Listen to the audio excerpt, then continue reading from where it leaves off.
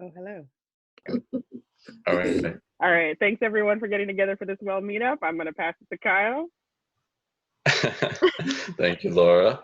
So yeah, my name is Naturally. Kyle, and I'm here with my stellar interns, Jasmine and Jennifer from the Mamba Design Leadership Program, getting master's degrees in design leadership from Micah and an MBA from Johns Hopkins. It's the same program that I went through. Our company is Greatest Possible Good, and we teach and practice design thinking to help organizations create and sustain positive impact. So we practice something called human-centered design or design thinking, and that is what we're going to get into a discussion about today. We particularly wanted to talk about the use of empathy in collaborative settings as we're adjusting to the COVID-19 environment. A lot of transformation is happening. A lot of changes are happening in the workplace. And so it behooves us to kind of learn some new tools that we can use to make sure that we're collaborating effectively as teams. And this will apply in the workplace, but of course it can also be applied in other areas of life, like family. So I want to start off with an exercise that we can use to kind of activate our empathy and learn about the different ways that we can listen to each other. And the way that we're going to do this is fairly simple. We've got 4 roles that we're going to take on. So we want to have an interviewee and an interviewer, a note taker, and an observer. And every role is an important thing to play. What we want to do is kind of demonstrate how we can listen to each other and that there are different dimensions in the ways that we listen. So could all of you kind of volunteer, and I'll let Anjali go first, as to what role you'd be interested in sharing. Keeping in mind the note taker writes down what the interviewee is saying, the interviewer is the one asking the questions, and the observer is an interesting role. They write or doodle or draw about the nonverbal communication. Right? A lot of communication is not just said in the words, but this can be something like, she seemed really excited when she started talking about X, or she leans into the camera at this moment, or this made her laugh. So these are nonverbal cues that the observer takes down. So Anjali, what role do you think you'd like to take today? Okay.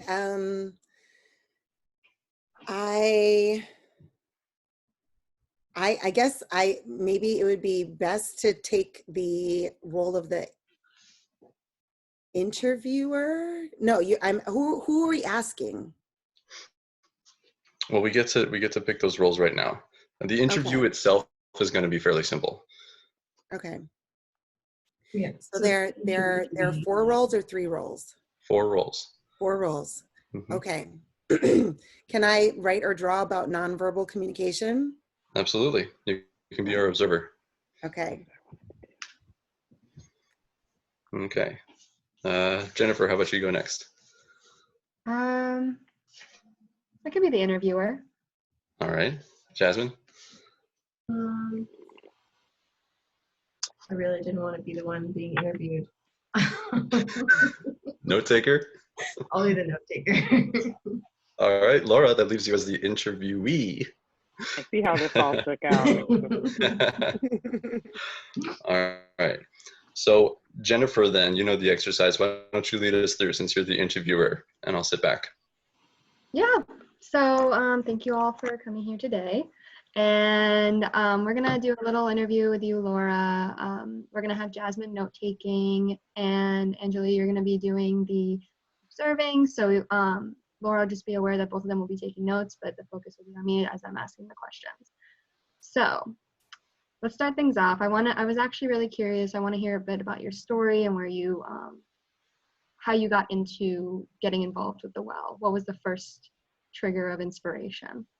I think the first trigger of inspiration was feeling frustrated in my current job and feeling like it was becoming a little too much taking, not enough giving. And as I was looking for new jobs, I was trying to figure out what skills I have that are marketable, because education doesn't necessarily congratulate you on the skills that you have gained teaching.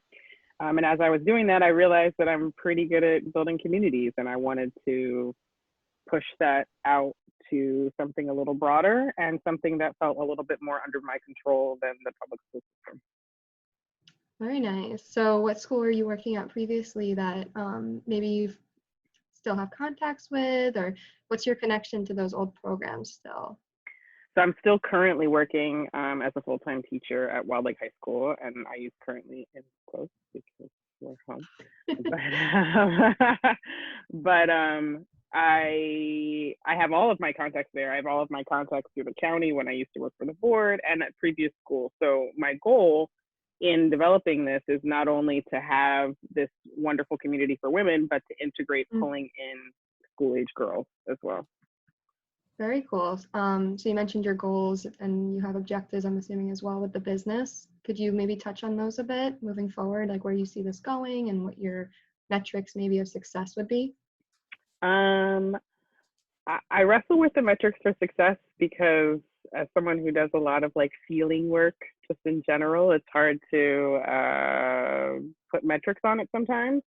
I don't want to quantify it. I feel successful. I feel like this week has been successful. Like getting these together, getting people excited. I don't know what they're going to turn into, but I'm excited about at least dedicating time to take care of ourselves and to be engaged during this time.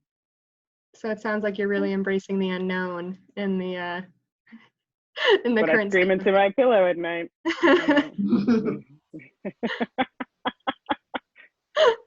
So in terms of breaking the embracing the unknown and kind of adapting to the changing environment, how are you personally adapting working from home and being with the family and maybe your current environment? I'm adapting really well. I'm made for this. I enjoy infrequent interaction with humans via computers and then going about my merry way. I like being home with my family. I like hearing kids sounds during the day. I like being home with my partner. He was gonna die the first couple of days, but now we're chill. So it's like, you know, I would not leave my home if I had everything I needed here. Oh, I agree. What's the one thing that you miss though from the outside world? Hey, me. Say it's me. I would say it's you, but I've seen your face every day this week and tomorrow too. I actually would say it with you. I would say like my work people, but it's really just my work person. It's my work people, and I see her every day now. But I don't know. I'm not gonna lie. I really don't miss much. I feel you on that. I'm usually an extroverted person, but sitting here just relaxing is one of the best perks of working from home. I'm an introvert. So you're good. So you mentioned like these social circles that's basically kind of what you're missing is like the human interaction and maybe hanging out with friends. How do those people get involved with your business? So what I'm trying to do is build these well meetups that are, what's interesting is in building them to be very specific to the well community and what I believe their wants and needs are and what you all have told me through interviews what their wants and needs are. It's ending up being much more applicable over a broader audience than I thought. So like for instance, this design thinking session, I could see people being interested in it past a business side. So I do think there's something happening where our social and our work and our home is all starting to go like. Yeah, it's starting to meld a bit, just like the molding into a new environment, like a third environment. Yeah, it's getting a little confusing, but I'm here for it. Embracing the unknown seems to be a theme. It's a good thing to have, especially as an entrepreneur. I think you have to be aware of those types of changes and always adapting. So I think that's kind of where we wanted to end things. Did you want any final notes about your business or maybe any other questions for us? Nope, I'm good. Thank you for letting me be the interviewer, guys. Oh yeah, thank you for your time. I appreciate you. Yeah. Not that you had a choice. Yeah, right. And scene. We did it. All right, excellent job. Thank you for conducting that, Jennifer, and taking notes, Jasmine, and observing Anjali, and being our test subject, Laura. Could each of you talk briefly about what that felt like for you in your role? Yeah, I Anjali, can why go don't you first. start? Go ahead, Jasmine. Okay. I think from the note taker perspective, I noticed kind of two things happening with myself. Like I was listening, but I wasn't like fully watching and engaging with Laura and like Laura's body language because I was trying to take notes at the same time. But at the same time, I do think that like taking notes was really like reiterating what Laura was saying. And I was hearing each thing, and like I got a lot of really nice quotes out of that. Like, I'm made for this, and I would not leave my house if I had everything here. I really don't miss much. Just those really like salient words that express a lot. And what was the other one? I was like, I like hearing the sounds of kids in the house. I was able to grab some things that were just kind of auditory, and I think really like encapsulated Laura's story. What about you?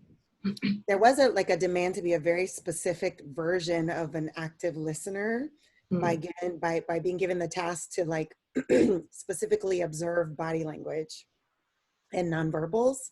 So that was interesting to like be able to hone in on that specifically.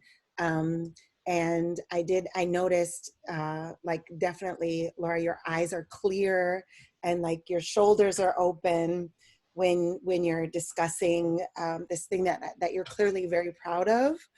And then I also noticed something interesting when talking about work. You were doing this thing, and then when someone said like the unknown, you unconsciously were like neck roll and like like a really firm grab on your chin when when those things were mentioned. Control. You said the word control, and then you did that, and then uncertainty. Like it's so there. They're those little. It was interesting to see those very specific like verbal cues, and then what your body unconsciously did in those moments. And then when you were discussing like the vision, it was all of this like really broad hand gestures, like you were literally creating space with your hands, like opening your body up with your hands. So that was really, really interesting to be able to listen specifically with my eyes, and interesting because I know you. So yeah. So that was great. But yeah. Oh, and then also when you talk about the family, you like leaned in and were, just so happy. You love them. I do. I can go next. So it was interesting hearing a story from someone that I know. I always like doing those types of interviews because in the real world, it's more of like in passing conversations of what's going on in your life, how are you doing, but actively putting aside time to be like, let me hear about your life. I think you get more of that depth to the conversation and understanding of certain things. And because I don't have to take notes, I can actually dive into questions a bit deeper, and I can kind of focus on the story and the dialogue versus trying to remember what they said. And it was interesting trying to interview over Zoom versus in person because you can't give direct eye contact. So I kept trying to look at the camera, and I wasn't sure if that was too direct or if it's like, it's everyone that I'm looking at, or I'm looking at the screen. So I actually have to do other interviews for other classes, and it's kind of like in my mind now, okay, maybe I should like have them take a picture of what I look like looking at the screen versus like looking to the side, and maybe understanding what that looks like from the other person's perspective. I'm the last to go. I I always worry when I'm being interviewed that I'm not answering the questions. So that's like constantly running in the back of my head while like the other part of my brain is like a train moving forward with whatever idea I just tapped onto. So it's like these push and pull sort of thing happening the whole time. Um, it's weird being interviewed by someone that you know, and it's weird being interviewed about stuff that like you think that the interviewer knows too. So you have to like give more information or get, I don't know. It makes me think a lot more about it. Interviews don't feel natural to me. They don't feel like a natural conversation at all. Well, thank each of you for sharing what that felt like. I think one thing that's apparent is there's a lot of information that you can get from an interview. And the fact that you can have three people with three different distinct roles kind of in the interviewer perspective, each learning and listening from different angles. When you stitch all of that information together, you can get quite a lot. You can get some really rich insights. And it also makes me think about what I might be missing in the average conversation if I'm only tuned into one of those channels. You know, if I'm the interviewer and I'm also trying to take notes, I might not be able to focus as much, and I might really be missing a lot of body language cues. So when I look at those notes later, I might not have the full picture on the person's attitude when they were saying the words. When we conduct design thinking, I think my slide is loading. What we just did falls in the empathy step of the design thinking process. And so where we would go from there, just this image isn't loading.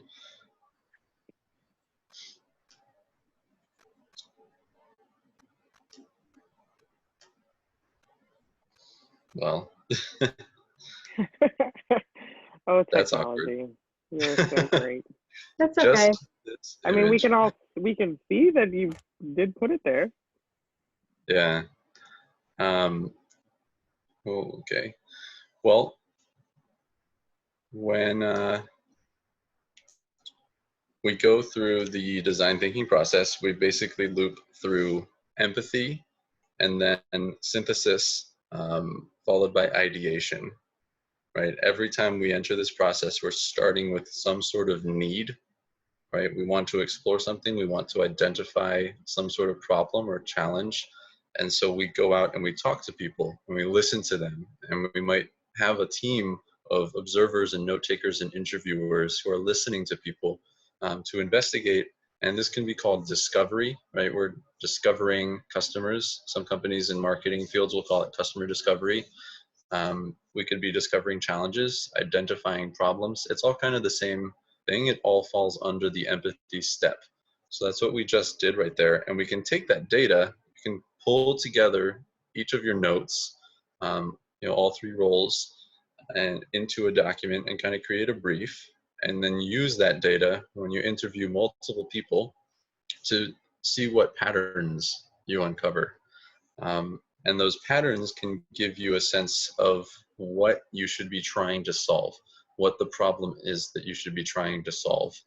And this is where the process is so useful when you have human-centered design, because often we come in with our idea for a solution, and that solution is based on our own biases, our own assumptions about what the problem is in the first place. When we go out and we do this work, we conduct interviews, and we take notes, and we observe, we can often find that the problem is not what we expected. And that can change the trajectory really significantly for what we put our effort into. And we might save a lot of time not going after a solution that no one actually asked for. So going from empathy into the synthesis, that's where we synthesize and pull together all of this data step. We kind of turn those patterns into a set of rules that we can use to creatively brainstorm ideas. Then we go into the other loop, which would be prototyping, coming up with really quick ways that we can test those solutions, test the underlying assumptions, and get feedback on that. We'll loop through those processes as many times as we need to until we have a solution that we know actually addresses the problems our people, our users, our customers, whoever, have in a way that will be effective. That's kind of a rundown on the design thinking process. Jen is going to dive into some more empathy and active listening tools and how it applies to collaboration. Yeah, thanks, Kyle. So empathy and active listening. This is, like Kyle said, this is the first step of the process. This is kind of like the gateway to the rest of the design thinking process. Without these steps in the beginning, the process later on will kind of fall through. And what he was talking about that feedback loop and iterating the prototypes that you're creating, it all depends upon how much work you do in the beginning. So if the more work you put in at the beginning with the empathy and active listening for the target audience, the less work you have to do later on, and it's easier to create those iterations because you have a more refined solution towards what you're actually looking to do. So empathy actually involves more than just putting yourself in another person's shoes. It's really about understanding that person's perspective and empathizing with that perspective, not just the person themselves. It consists of 3 different parts. So it consists of active listening, which is understanding and contextualizing stories, and also active listening through full body listening. So it's not just that's not just on the giving end, that's also on the receiving end. So it's understanding the full body listening from both the person that's being interviewed and the interviewee. And interviewing doesn't have to necessarily be as formal as we just said. It might actually be just talking with a friend. So you can practice active listening that way as well. And then mapping to empathize and understand. So the idea behind mapping to empathize and understand, we kind of wanted to give you 2 tools that you can use, and I'm sure that we can provide graphics later that you can refer back to. So empathy mapping, which relates to that building empathy capacity, it really relies on what the person is thinking, saying, doing, and feeling. So what you were doing, Anjali, about listening and observing to those nonverbal cues, and even when those inflections in tone that Laura was saying when she got really excited about something, or maybe something that would stress her out or something like that, those are things that you can put into these buckets. And then also what you can pull from this are what we call pains and gains. So you can really see the parts of somebody's story that really brought out something that might, trigger not the best feeling or the best memory, or maybe cause some frustration, and that would be a pain, versus a gain, which are things that your solution or whatever you're doing has to kind of still hit on. You don't want to lose those gains in the process of trying to fix those pains. And then another tool that you can use is also called mapping and narrative. So you can even practice this one with a friend as well, or even understanding. I was thinking about doing this with like your kids or something like that, trying to get them to talk through what actually happened. Maybe they're fighting or something, and like using this to kind of understand that person's story or that person's perspective. And it also visualizes it, and it's a great activity to do with them as well. So mapping a narrative is basically a structure to practice active listening. And from listening to someone's story, as you're listening to the story, you actively map out turning points in the story, what the narrative argument is, and metaphors that you might hear. The key is kind of turning points, because that's kind of motivators for change and what inspires people to get to where they are today. So inside all of this, inside the empathy, the active listening, and the tools that we're giving, it really involves understanding the full context of the other person's story. And it's also, from a remote setting, now that we're working online, it's really understanding what you need as well to what the other person needs that's on the end of the line. So for your needs, it might be something like creating an environment that allows for active listening. So for example, like I moved my desk to the window so that my desk is no longer in the middle of the room. So I'm able to actively listen in these sessions, and being able to look outside to the trees that I have outside, so that I can feel at peace and be able to actively listen to the person that I'm talking to. But it could also be maybe, I know Jasmine mentioned a story about this mom who had a toddler that came in and was like climbing all over her while she was trying to conduct a Zoom session, and just having the other person be aware that understanding that person's context for the story will help them to empathize with the person on the other line as well.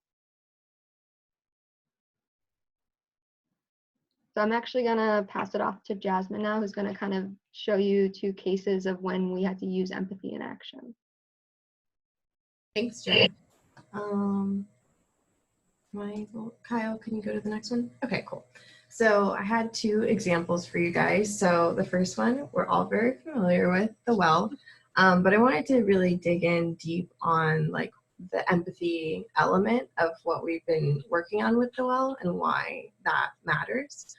So we've been, as you guys know, working with the well to really define their membership model and to understand what does it mean to meet the needs of this very specific target demographic of women of color who are entrepreneurs. And so the first step of that was really setting up those interviews and doing that, what we call ethnographic research. So that's researching our users' behaviors, their values, their needs, and their pain points, so that we can understand how we can design for them. So with the well, we set up those interviews and we really talked to them so that we could hear their stories, why they were pursuing entrepreneurship, what led them to that, who they were before that, who they are now, what are their challenges with being an entrepreneur, and how can we create an experience that differs from other experiences they might have had. So other incubators or just communities, what are the reasons that those communities weren't fulfilling their needs, or why haven't they gone to those communities to fulfill their needs? And that has helped us, and hopefully Laura, think about how can we create the well to fill all those gaps. So that's just one example of using empathy in an entrepreneur type of way, like in an entrepreneur setting, so that you can use empathy to maybe create a new product or a service. If you're thinking about how do I design or present a service for the people that I want to help that's unique and specifically fulfills their needs. And then I want to go, if you can go to the next one. So this is another example of when we use empathy, and this one's a little bit different. So we worked with the McDonough School to help them kind of redefine the structure of their wellness committee. So before we started working with them, they formed a wellness committee, and the objective of the committee was to kind of fill the gaps in their wellness curriculum and culture at McDonough School, to understand how they can improve in the future, to better incorporate wellness into the lives of their students. So they actually took the step on their own to pursue empathy. So they interviewed students K through 12 and asked them about, what are the challenges with wellness at McDonough? What are you learning or not learning? What does the culture look like, and how can it be improved? And they talked about a variety of things like alcohol abuse, sex education, the sense of belonging, gender, class, and various topics. And then the wellness committee took all of those topics, and we're trying to think of a strategy for implementing all of these things into the curriculum and improving on them at McDonough. So where we came in was helping them kind of redefine their structure as an organization so that they are set up in the future to actually solve these problems and implement any classes or whatever they need to solve these problems. So in this example, we're using empathy kind of in a different setting. We're using empathy within an organization. So you can kind of think of this if you're within an organization, if you work in an office, if you work on a team, how can you use empathy in your team setting to drive your team goals forward? So if you're thinking about who is your team supporting? Is your team kind of like the McDonough School, where they're supporting students at the school? Are they supporting other staff members at the school? Are they supporting teachers? What is the full objective of your team? What are you trying to get to? Who are you essentially designing for? Who is the end user for your solution. And then you think about what are the needs of my team members and what are the needs of the people who are at the end of that solution. And you can incorporate all of those objectives through active listening, through note-taking, through looking at body language and emotion to really understand how you can get there in the end. Yeah, that's it. Thank you, Jasmine. We're going to open it up for questions. This is our team, and I think we're right on time with our target, so it's about 12:40. Any questions that you may have, feel free to ask. I can't think of any questions. I do have a comment though. I'm always really impressed by the consistency of delivery of the process, because it is so abstract. And I have people say, you know, what the heck is design thinking? And then I find myself in positions where I have to explain it. And because you're so consistent and clear, it does make it really easy. Because you do these concepts do exist kind of in the abstract, and they take time and can be challenging to reduce to like 2 sentences. So I think you're doing a great job. Thank you. Thank you. I actually had a question for you, Anjali. Yes. Have you been in a scenario where you wish that people were using this process, or can you think of like a situation where like maybe using this process would have helped? That's a really broad question to address specifically. I think maybe I can probably more clearly answer. I've been in situations where, like in the very beginning of something being presented, my thoughts are like, this is not going to work. So I probably more frequently, because I find that a lot of the things you present align with just my thought processes, and I didn't necessarily have the words to apply to those thought processes. So I can look at people in the audience and say, all right, like they're like some group is presenting, and everyone in the audience has their arms folded, they're taking notes but not entirely paying attention, and I look at it and I go, this isn't going to work. And my instincts are sometimes to not be the person in the room to say, hey, maybe we could try this different way or that different way based on just my observations of people's body language or tone or those kinds of things. So sometimes I just tend to be quiet and just wait for things to kind of not work. And then people have hard evidence, Right. and then you can say, well, maybe like you can try this or try this or try this, because these observational cues tend to be undervalued. Yeah. So I can think of tons and tons of examples where that's been so, where I'm sitting in the audience and I'm like, people don't like that. That's not going to work. They haven't bought in. Yeah. But which, that can also be hard to see when you're in the front presenting and you feel really passionately about your product, about your idea, about your program. So it's just, I do really find great value in having like this very specific language to apply to those situations, so that I can be a little bit more proactive and productive, and not just, like sitting in the audience talking about this ain't gonna work. It kind of makes me wonder, like, and this is for you, Laura, as well, like, are there any challenges that you're having at work currently that you think could be improved by the concept of active listening or empathy in action? Whoa, that's a bigger question than I think you asked.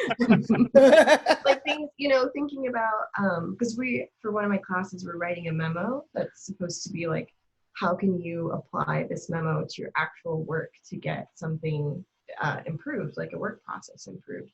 So I was thinking, are there any projects that you're currently working on where just, even if you can't get your team to like engage in this active listening process, is there anything that you can do as far as active listening to solve the problem?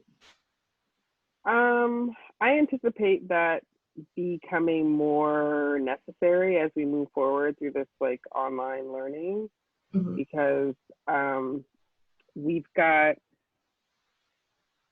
a school system that was built in the 50s for 2020 children, and it's not quite working.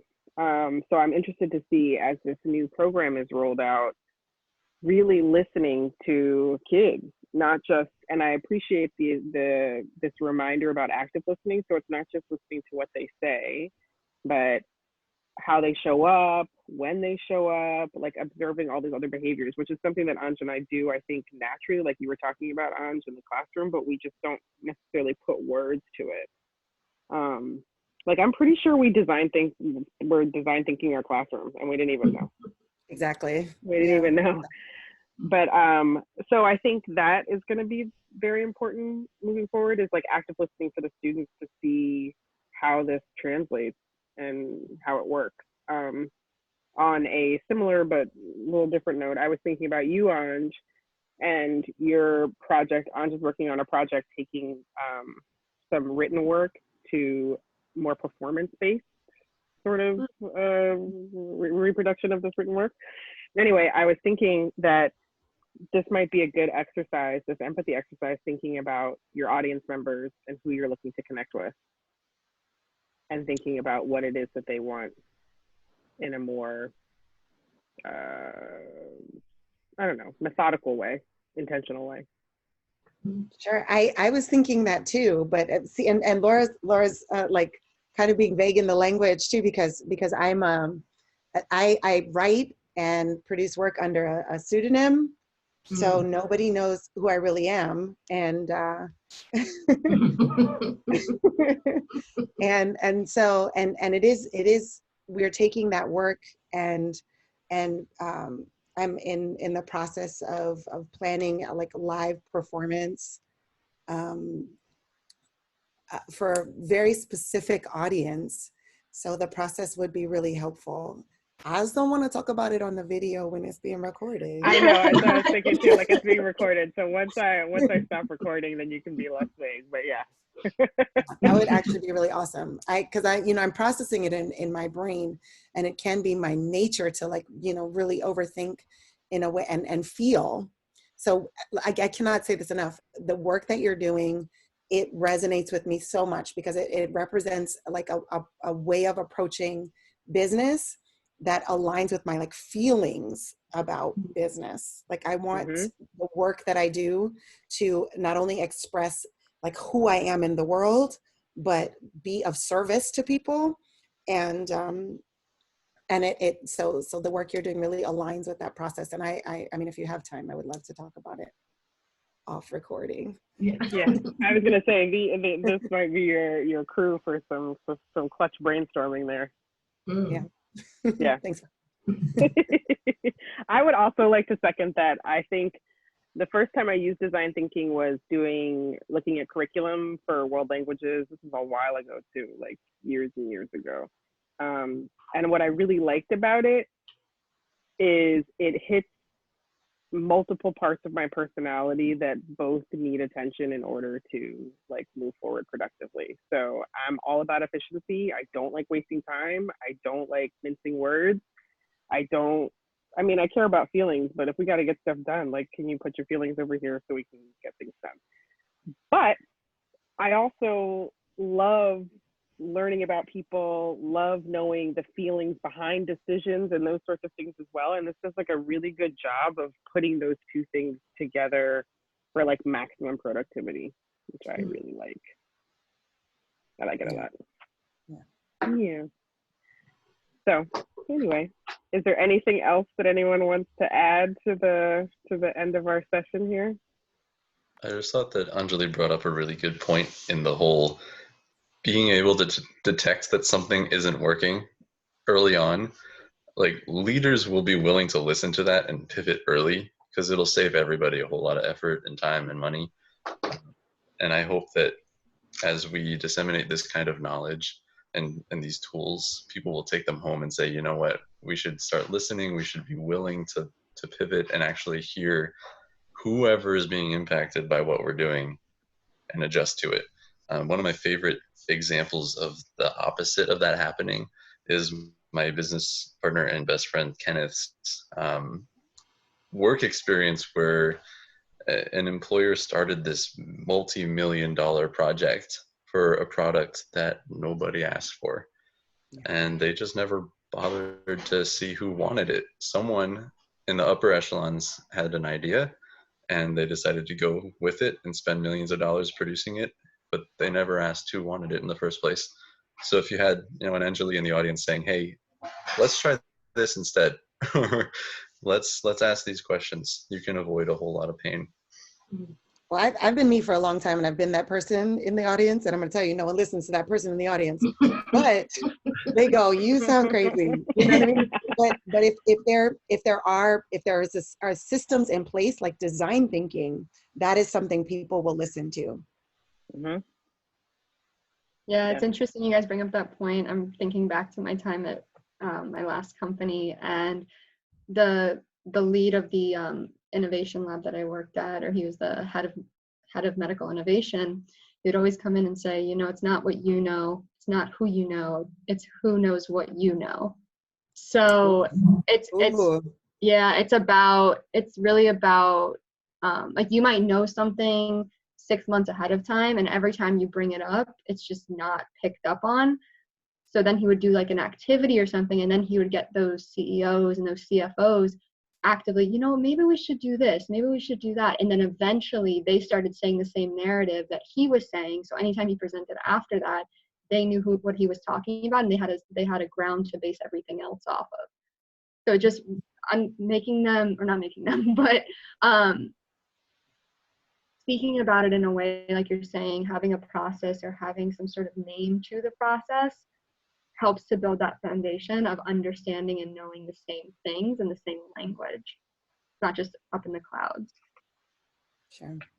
Agreed. It sounds like, I don't know if this is inappropriate to say, but everything you're saying makes me think this is like a formal process on how to get men to listen to the brilliant women in the room. That's secretly what we're doing on the side. We had to come up with the whole process. Yeah, design thinking. Yeah. Don't say that on recording where you don't want them to know about this. Right. Now it drop nuggets over time. Just create these like mutes of thought over time, and then eventually they're gonna think it's their idea. Yeah. When Kyle came to us, Kyle, I have this great idea. Oh, you've heard of it? Amazing. Jasmine and Jen sign on. Poor Kyle thinks he's running a company. Oh, baby. No.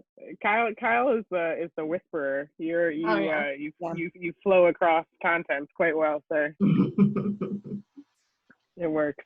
Well, on that note, then I will end the recording of this. Thank you all so much for coming together and taking time and giving your attention to this as a priority for this last hour. I really appreciate it. And I'll be excited to hear what your feedback is. So, well, meet up. Done. All right, let me figure out how to stop recording it. You're welcome.